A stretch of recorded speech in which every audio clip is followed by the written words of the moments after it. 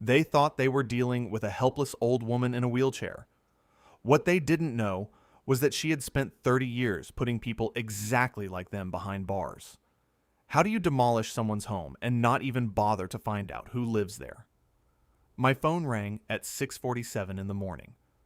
That almost never happens. I grabbed it off the nightstand and saw my mother's name on the screen. She never called that early, not unless something was wrong. I answered before the second ring finished. "They took it," she said. Her voice was flat. Not crying, not panicking. Just flat, which was somehow worse. "Mom, slow down. Who took what?" "The cabin. It's gone." I sat up so fast my head spun. I thought I had heard her wrong. I thought maybe she meant something small. A fence post, a garden shed, something fixable. But when I got to the edge of the property 2 hours later and saw the open patch of flattened dirt where her cabin had stood for 22 years, I understood she had meant exactly what she said. The cabin was gone. Not damaged. Not vandalized. Gone. The wood, the foundation, the porch where she used to drink her coffee every single morning. All of it had been scraped away like it had never existed. There were tire tracks in the mud, fresh ones, and off to the side, like someone had just tossed it there, was a single folded piece of paper pinned under a rock. I picked it up. It was an HOA violation notice, dated 3 weeks ago. The fine listed was $412 for what they called an unauthorized structure in a protected green zone. Under the fine amount, in small print, it said, "Failure to comply may result in removal at the association's discretion." At the association's discretion. I read that phrase 4 times.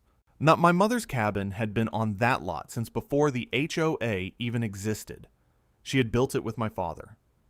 He passed away 11 years ago, and that cabin was the last physical thing she had of the life they had built together. It had his handwriting on the inside of the doorframe, the measurement marks he made when they put up the walls. She used to run her fingers over those marks every morning, and someone had decided, at their discretion, to bulldoze it. Now, let me tell you a little about my mother. She is 71 years old. She has used a wheelchair for the past 6 years after a spinal injury that the doctor said would have stopped most people completely. It did not stop her. She keeps a legal pad on the arm of her chair, and she still writes notes in the same sharp handwriting she had when she was standing behind a courtroom podium. She spent 31 years as a state prosecutor. She tried over 200 cases.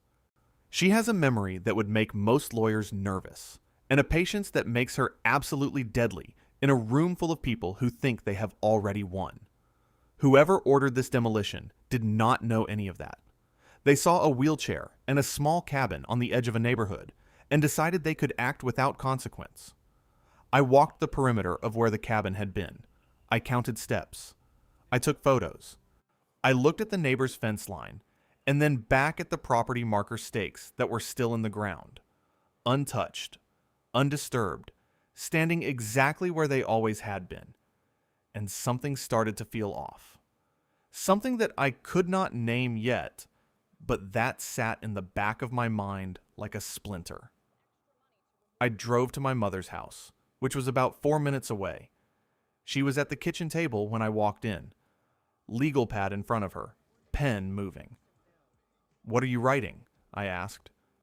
"Everything I remember," she said without looking up. Dates, conversations, the notice I received, the fact that I was never given a hearing, the fact that no one came to the door before they sent the bulldozer. She paused. The name on the HOA notice. I sat down across from her. "Karen Bellfield," she said, and she tapped the name on her legal pad with one finger. She signed it. She is the HOA Architectural Review Chair. I had heard that name before. Karen Bellfield lived 4 lots over from the cabin property. She had moved into the neighborhood about 3 years ago and had immediately inserted herself into every HOA committee available. She had a habit of filing complaints against anyone who did not meet her particular standard of how the neighborhood should look. I had heard her described as difficult. I had heard her described as relentless. What I had not heard until this moment, Jim, was that she had the authority, or thought she had the authority, to authorize a demolition. She can't just do that, I said. My mother looked up from her legal pad for the first time. She looked at me with the expression she used to use before cross-examination. Calm, focused, like she already knew the answer to every question she was about to ask.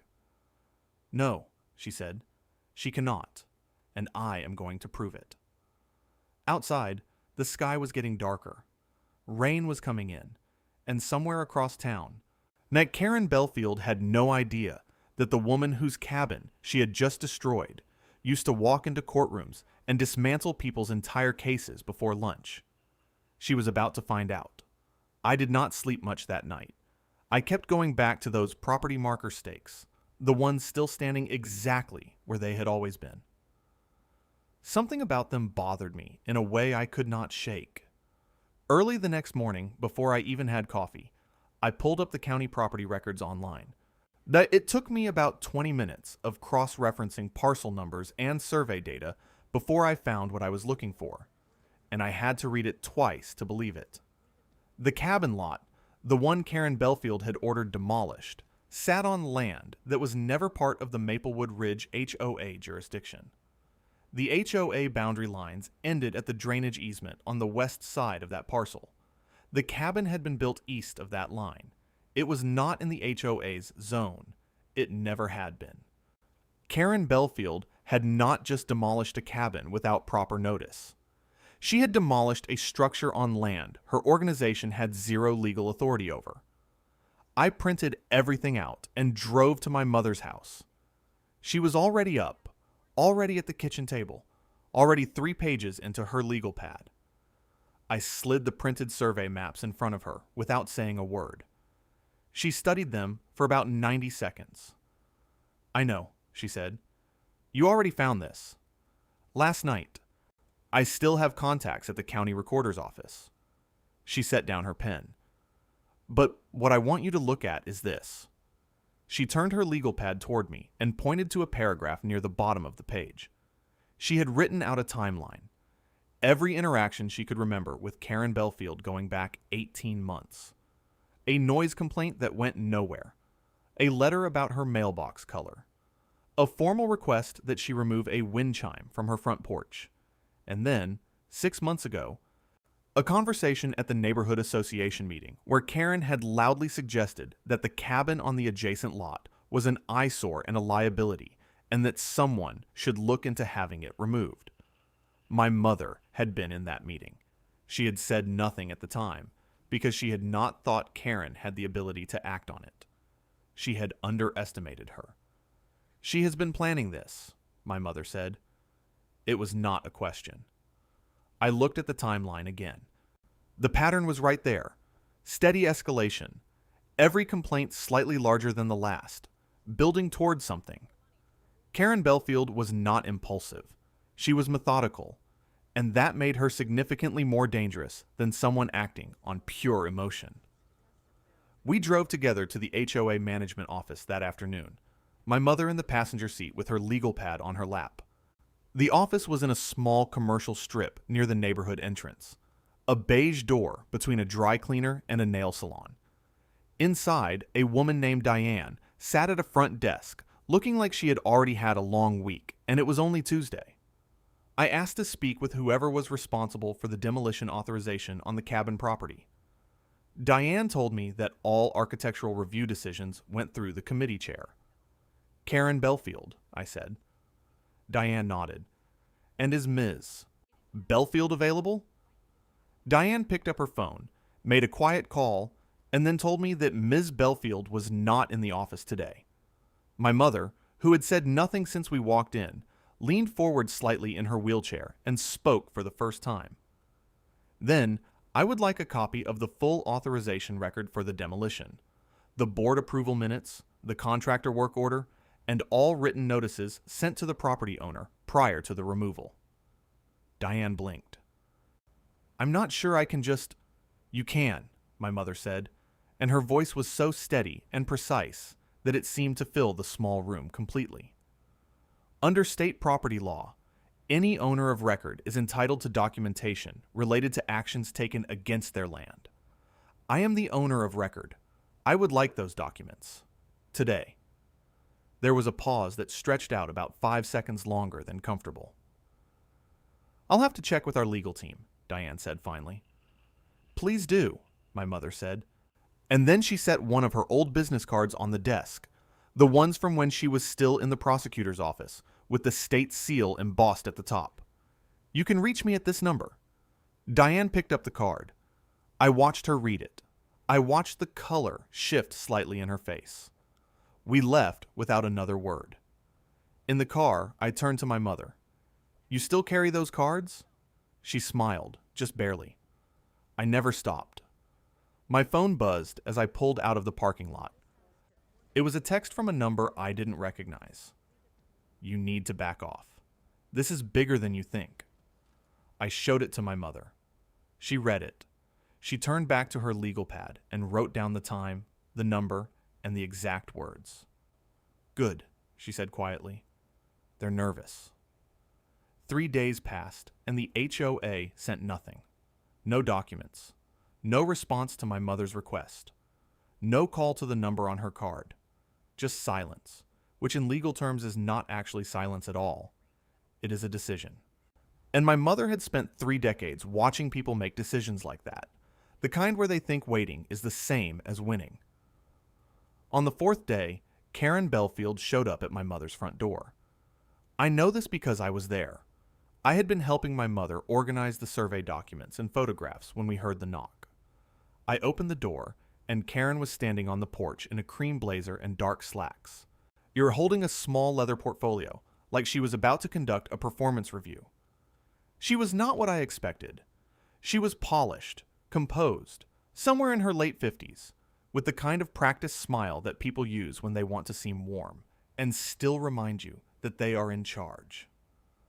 I wanted to come by personally, she said, looking past me toward my mother, to explain the board's position on the structure removal. My mother looked up from the kitchen table. Come in, she said. That surprised Karen. I could see it. Just a small flicker. She had expected resistance at the door. She stepped inside, and I moved to the side so I could watch both of them. Karen sat down across from my mother and opened her portfolio. She had a printed sheet inside, talking points I realized, laid out in bullet form. She had rehearsed this. The Architectural Review Committee identified the cabin as a non-compliant structure, Karen began. Multiple notices were sent to the address of record. Which address? My mother asked. Karen paused. I'm sorry? Which address did you send the notices to? The cabin lot has a separate parcel number from my residential address. I'd like to know which one you used. Karen glanced at her sheet. The property was flagged under the Neighborhood Association's maintenance records. That is not an address, my mother said. Karen's smile did not waver, but something behind it tightened. So we followed standard protocol? I'd like to see that protocol in writing, my mother said. Specifically the section that authorizes demolition of a structure without a certified notice to the owner, without a board vote recorded in public minutes, and without a contractor permit filed with the county. Silence. I looked at Karen. Her talking points were not going to help her here. She had come expecting grief, tears, maybe, or anger she could dismiss. What she had gotten instead was 31 years of prosecutorial precision delivered from a wheelchair at a kitchen table. There was a permit, Karen said, but it came out smaller than she intended. Pull it up, my mother said. Right now, on your phone. Show me the permit number. Karen did not pull out her phone. She closed her portfolio slowly instead, and when she looked up, the performance review energy was gone. I came here in good faith, she said. You came here to manage me, my mother said. I've watched that approach work on witnesses for 30 years, and I've watched it fail just as many times. The difference is usually preparation. She tapped her legal pad. I've been preparing since the morning my son called to tell me the cabin was gone. Karen stood up. The HOA acted within its authority. We will find out, my mother said simply. Karen walked to the door. She paused with her hand on the frame and turned back. And for just a moment, the composure cracked enough for something real to show through. Not guilt exactly, but something close to calculation. Like she was running numbers in her head. "You should consider whether this is worth the energy," she said. My mother looked at her with an expression I had seen in old photographs from her courtroom days. Steady, unhurried, completely unimpressed. "My husband built that cabin with his own hands," she said.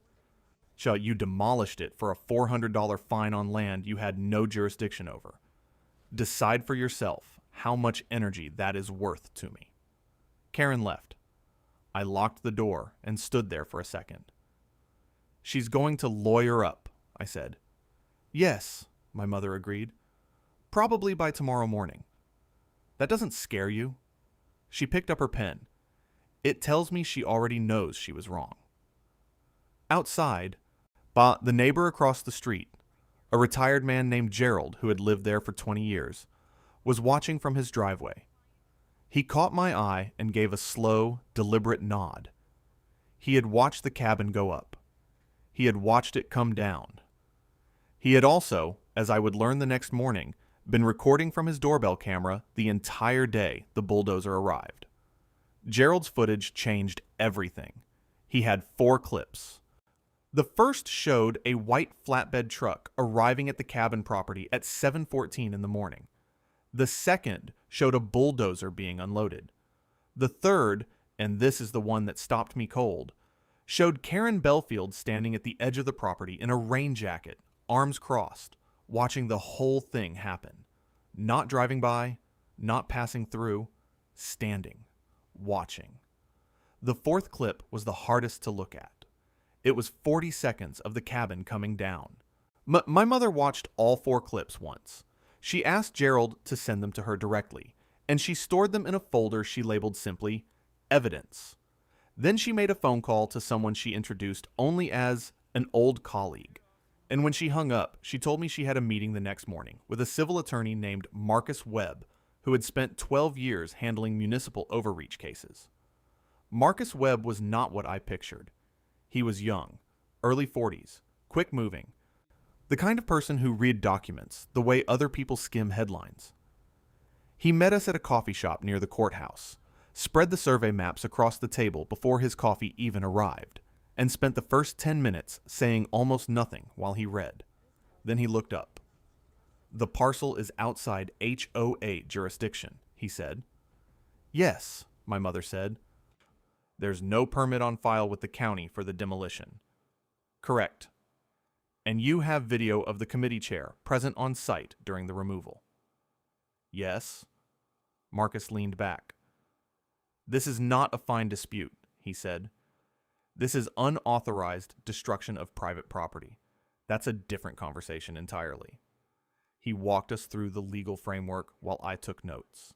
The unauthorized demolition of a structure on land outside organizational jurisdiction, combined with documented failure to provide proper notice, no permit, and evidence of the responsible party physically overseeing the action, created meaningful civil liability. The HOA's umbrella insurance might cover standard disputes, but deliberate overreach of authority was a different matter.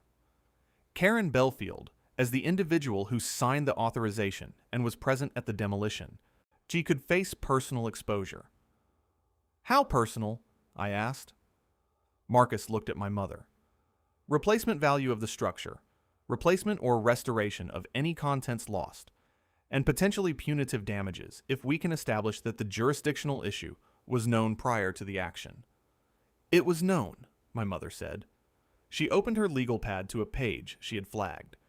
She had found a 3-year-old email thread through a public records request she had filed before Marcus even entered the picture, in which a previous HOA board member had specifically noted that the cabin parcel fell outside the association's boundary. The email had been sent to the full board. Karen Bellfield had copied it. Marcus stared at the page. "She knew." "She knew," my mother confirmed. I sat back in my chair and let that settle. This was not a misunderstanding. This was not an overzealous committee member making a careless error. Karen Bellfield had received written documentation that the property was outside her authority, and she had proceeded anyway. 3 years later, on a Tuesday morning, she stood in a rain jacket and watched my father's work come down. "I want to ask you something," Marcus said, looking at my mother. "You could take this to the State Bar's Municipal Ethics Board.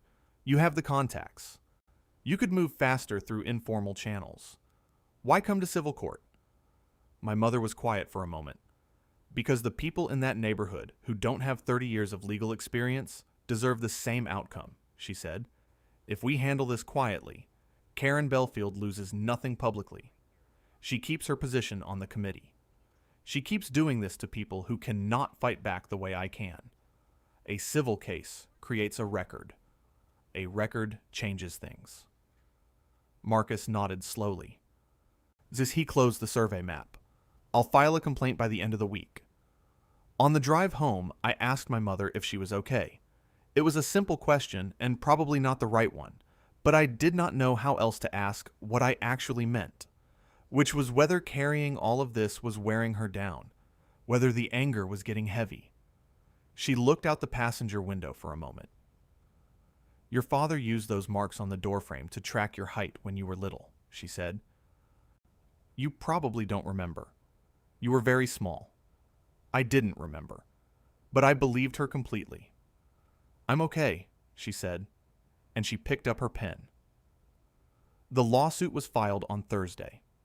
By Friday afternoon, someone had posted about it on the neighborhood's online forum. I do not know who. Marcus said it was likely a court clerk who lived in the area. But by the time I checked the forum that evening, there were 47 replies. Now, half of them were from neighbors who had their own stories about Karen Bellfield.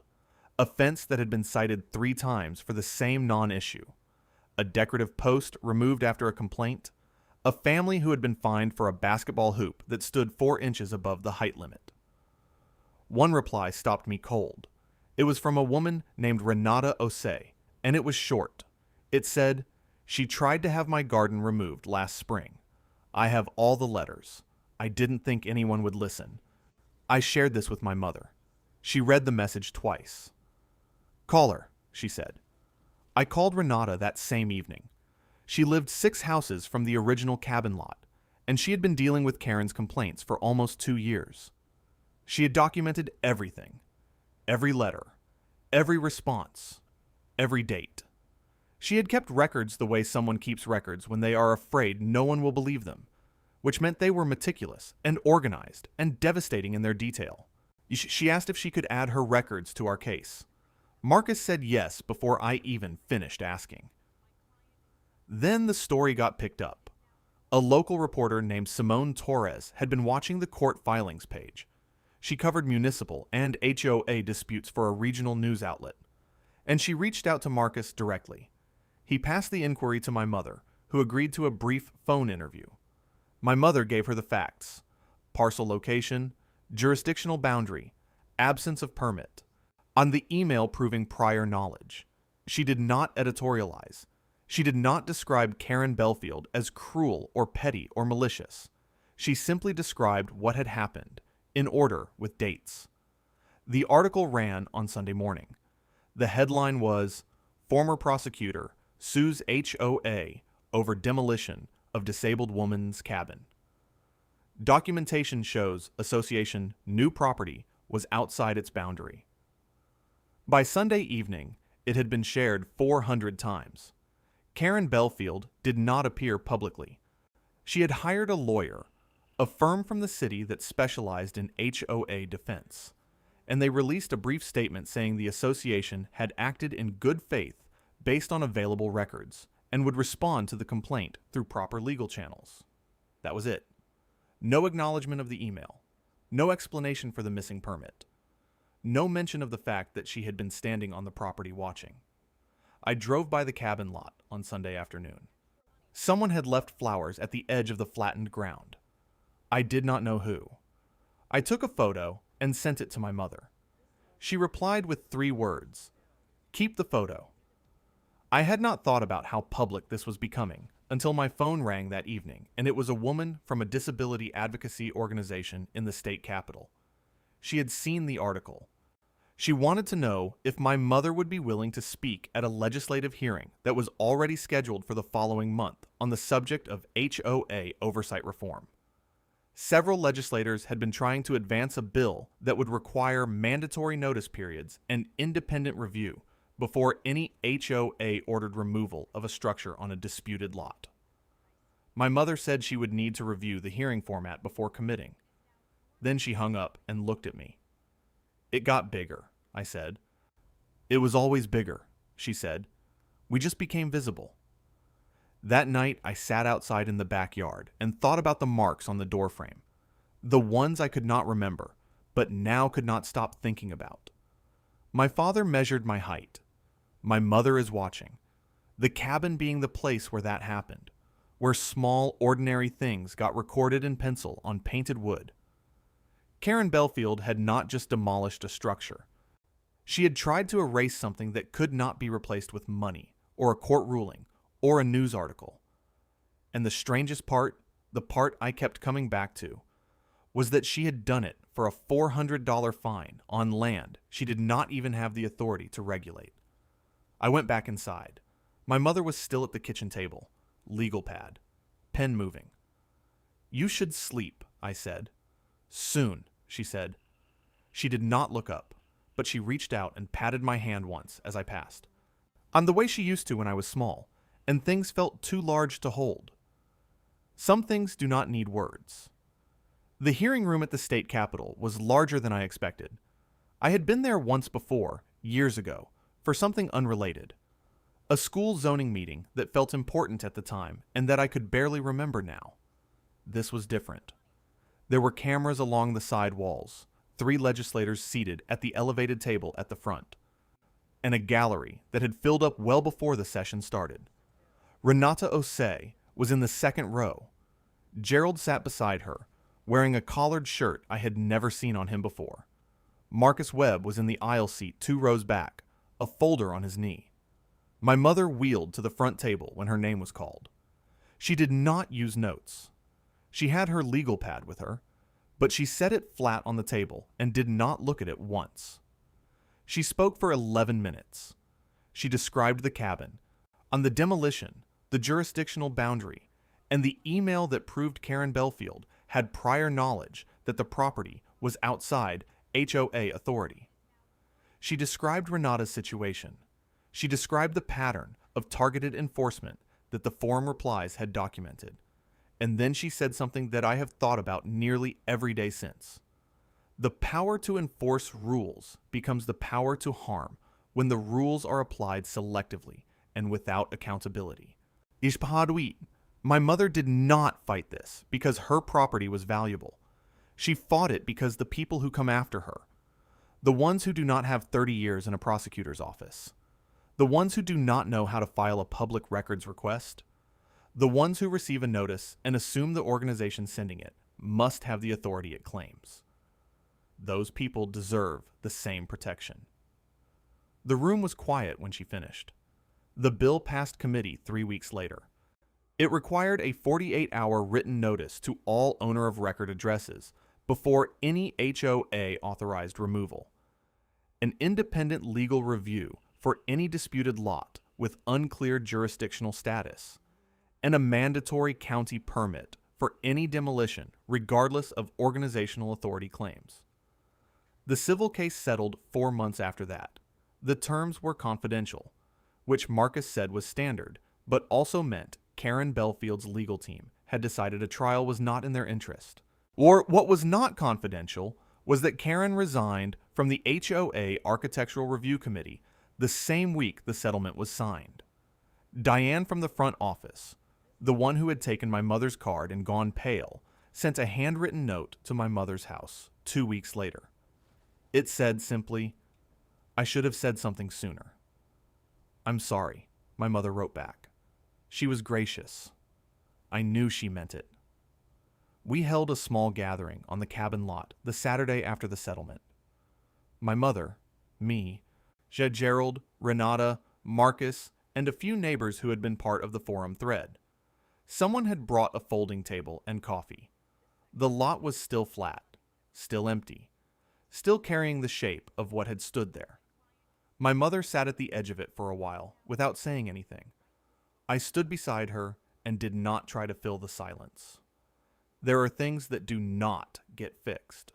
The marks on the doorframe were gone.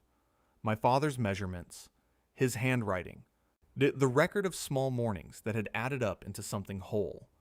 Those were gone in a way that no court ruling could reach. But something else had happened too. Renata's garden had stayed.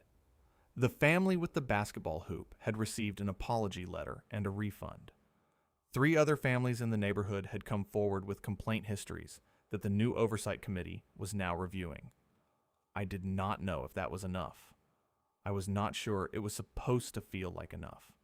My mother reached over and took my hand. She held it the way she had at the kitchen table that night.